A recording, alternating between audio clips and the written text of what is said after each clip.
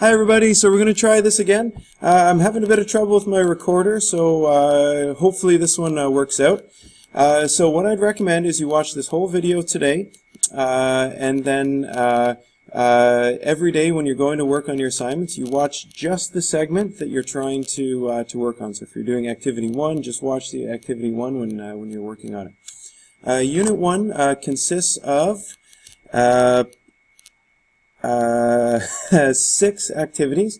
There are 7 listed, but we're not going to do the 7th because it's redundant, which means we cover it tenfold in the first 6 activities. So I'm not just going to give you work to do work. We're just doing the efficient work. So jumping into activity 1, the journey, which is where you talk a bit about yourself. Every year, students say, "Well, sir, I've got nothing to put on my resume or my portfolio." And then we start looking at these kind of activities, and people start saying, "Oh, yeah, no, I do have quite a bit to put in here." So this first one talks about your list of accomplishments. It's a bit of a brainstorm. So we have the expectations, content, don't skip that content. And this is right when school's getting really busy and you're wanting to get as much done as possible. Do not skip the content. After you've read through the content, jump to the assignment. Did I just skip the content? I did. Don't be like me. Go through the content. Anyway. Okay, so first assignment, brainstorming. It's a formative assignment, which means that it'll just be assessed. It won't be evaluated. You go through the assignment, and it asks you to reflect on where you are now.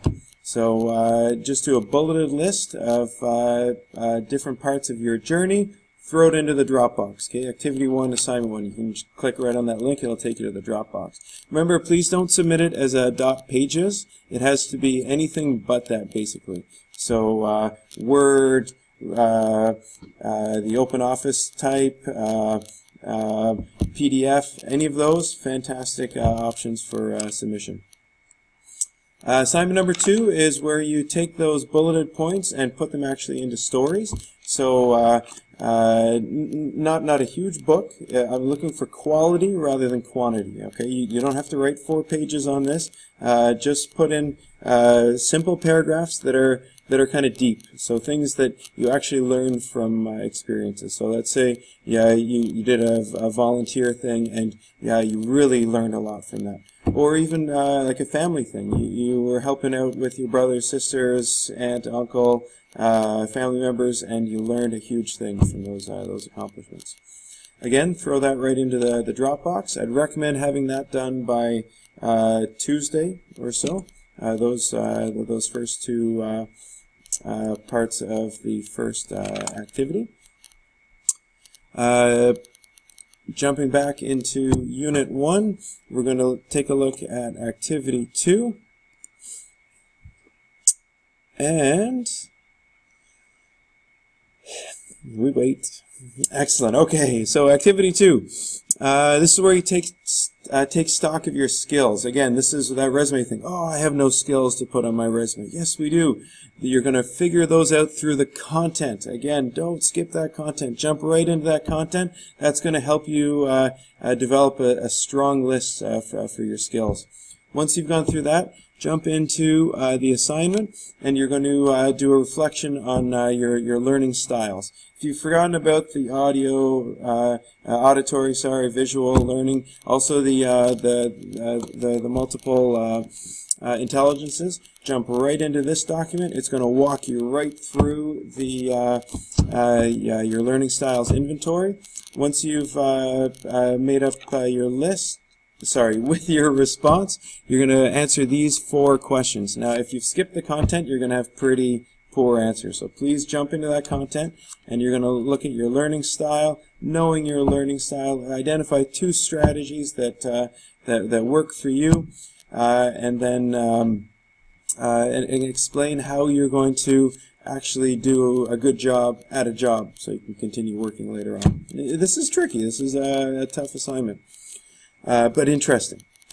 Assignment number 2, discovering my essential skills. This is really just a whole list of your skills. So don't don't spend too much time on that, but definitely make sure you have that, because we're going to need that when we get into our summatives, which are a portfolio and a mock interview. But we'll get into that later on. I don't want to mess you up through here. I'm going to show you a little tool right now. If you click right over there, it shows you Activity 2 and all the things associated with Level 2, with Activity 2. Now you click on that, and then it goes right into Activity 3. And you can jump right into there. So, Activity 3 is about skills and interests. It talks about personal strengths, interests, and you learn more about your essential skills. Content, are we skipping it? No. Okay, I'm going to stop harping too much on the content, but I'm kind of feeling guilty because I'm skipping the content and not modeling good work. Please don't skip the content. Awesome. Jumping into the assignment. We are going into personality checklists. So open up this worksheet, fill her out talking about your personality, and throw it into the Dropbox. Moving on to value reflections. Yeah, fill up a simple reflection, throw it into the Dropbox. Now you can see there are a whole bunch of these Dropboxes on this assignment. That means you need to time manage here. If you're spending more than about 10-11 minutes on each one of these quick reflections or checklists, that's too much time. You're going to be here all day. These things are just to help build you towards having a really strong summative. So that's where we work. Oh, forgive me. Next step is we work on the Holland codes and career clusters. Jump on here, and this is an external website, so I'm going to walk you through it a little bit. Right click on it, click on open link in new tab, just so that you don't lose desire to learn here. Oh, nice, and we wait. Yes, thank you. Okay, so now you take a look at your target interests. Now, please don't skip through this too quickly. I've already read it. So when you hover over one of these, a little description comes on your screen. So anyway, personally, my interests are being realistic. That gives me an R right there. I'm not very conventional. I am kind of enterprising, but I'm more investigative. Wow, that's a word you don't use very often. And somewhat social. Artistic, I wish. I love art, but I'm awful at art. Kudos to you guys who can, who are artists. Oh, I'm having a bit of trouble with my screen here. There you go. Click on View Occupations. And then these are the occupations that pop up right away. And these are kind of funny because this reminds me of when I was in high school. I had a guidance counselor who said, so what do you like to do? Well, I like playing video games. So he's like, okay, and what else interests you? And I was like, well, I want to make a lot of money. So he's like, okay, you should go into computer engineering. And I was like, okay, I'll go into computer engineering. 4 years later, after my diplomas were finished at Algonquin, I went out and worked, and I was sitting in a cubicle after 6 weeks, and I was like, I can't do this for the rest of my life. So I quit my job and moved to Whistler and was a ski bum until I ran out of money and figured out what I really wanted to do, which was geomatics and then teaching eventually. So as you can see, my process was a lot longer than just clicking on this website and looking at all these things. I would not be very good at a lot of these jobs. They look like fun, but yeah, I would not be very good. So try and pick a couple that you would actually like to do. Like I did this job for a while. I was a volunteer firefighter up in the Arctic, and I loved it. I totally loved it. It was definitely part of my journey. So this website will have some good suggestions and some suggestions you might want to just skip over. Take it with a grain of salt, just like most advice you get. So this is where you might need to stop watching this video today. I've already talked for about 9 minutes on this video and 2 or 3 on the other. Why don't we break this up? I still have 3 more activities to talk through. Take a break. Go start working on activity 1. Come back to this once you've finished activity 1. For those of you who keep watching, stay tuned. So activity 4, personal management skills. These are skills that employers want from you. They want to know that you can manage your time. So once you get through here, there are 2,000 plus employable skills that employers are looking for. Again, don't skip that content, or else you're going to be in a lot of trouble. You won't have very complete answers. So work through the personal management skills chart, throw it into the Dropbox. Go through this reflection. This is where you look at your own personal management skills. I'll give you a hint. I like to do 10 things at the same time. That is a really good skill, especially when I was working at McDonald's. They love that. When it comes to teaching, that gets me into a little bit of trouble because there are 10,000 things to do at the same time, and sometimes I don't finish my jobs, and that's why I'm working till 2 in the morning. That's somewhere that I need to grow. Those are the kind of 4+ answers I'm looking for. I want to know what you need to, what skills you need to better as you move into the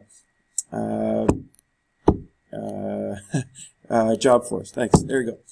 Once you've gone through that summative, this one you're going to spend a little more time on, just putting more information on. Throw it into the Dropbox. We're moving right along to activity 5. Again, these are skills that employers want. And you're going to look at your own personal skills that you're going to sell to your employers in your interviews and portfolios. Content, you're going to check it out, please. Assignment. And this one, again, is a summative assignment, so this is going to have more detail, more critical thinking behind it. You're going to think, okay, what do I actually need to build on?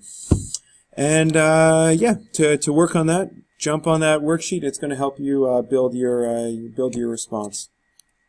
And we're moving into the last activity of Unit 1. I understand that we're 12 minutes in, and I'll try not to be so verbose next week.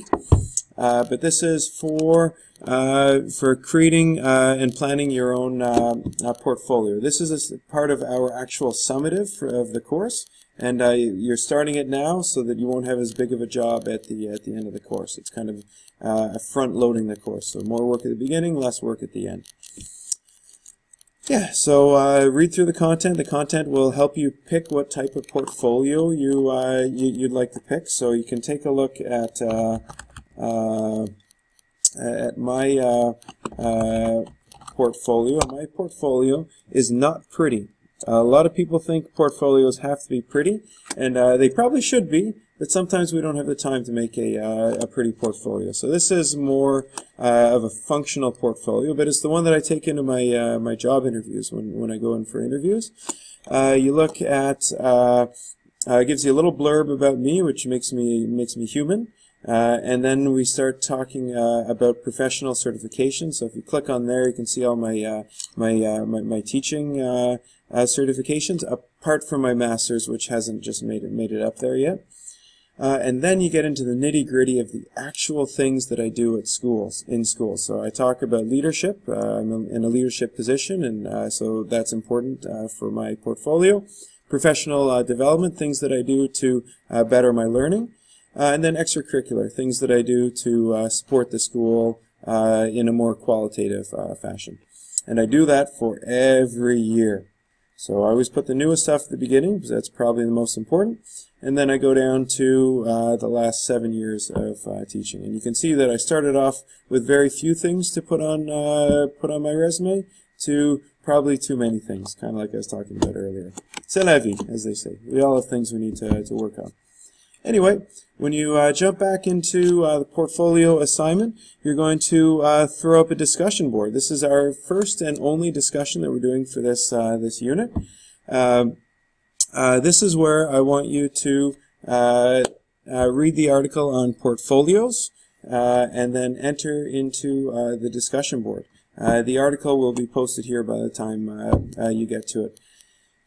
Now, all this stuff is due by the 2nd of October. So that gives you 2 full weeks to work on all this content.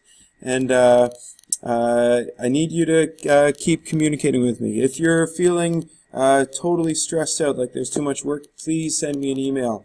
I'm here to help. I really hope you enjoy this unit, and please let's have a good time. Good luck. Happy learning, guys.